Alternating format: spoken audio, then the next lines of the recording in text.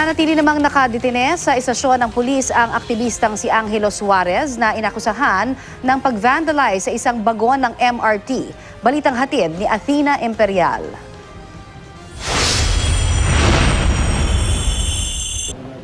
Reklamong vandalism o paglabag sa Quezon City Ordinance 3433 ang kinakaharap ngayon ni Angelo Suarez, isang manunulat at aktivista laban sa privatization ng MRT. Bunsod ito ng pagsusulat umano ni Suarez ng MRT Bulok sa sirang bahagi ng MRT train sa EDSA Quezon Avenue Station noong Martes ng gabi.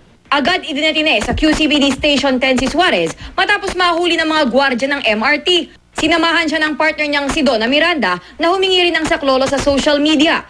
Itinanggi ni Suarez na siya ang nagsulat sa isang bahagi ng tren. Pero aminado siyang may dala siyang marker. Marami kaming nakatingin, nakatitig, natatawa.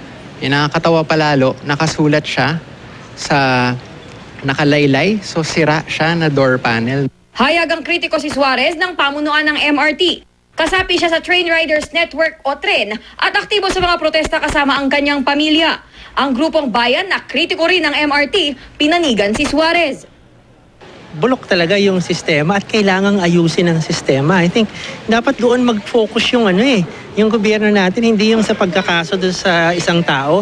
Bukas ang Department of Transportation sa karapatang magpahayag. Subalit ang simpleng vandalism ay posibleng makaapekto raw sa biyahe ng tren. Kahit na mabilis linisin yan, ibabalik ulit sa track, the point is na istorbo mo yung operasyon. And sinusubukan na po nating pagandahin yung operasyon. Mahabang pila, pagtirik ng tren at kulang na bagon. Ilan lamang yan sa mga reklamo sa MRT. Sa kabila nito, hindi pa rin sang-ayon ang karamihan sa mga pasahero ng MRT sa pag-vandalize nito. Vandalism is defacement, hindi maganda. It's through the media or probably through the website na itinatag ng gobyerno na doon ka makakapag-complain. It's not through vandalism. Athena Imperial, GMA News.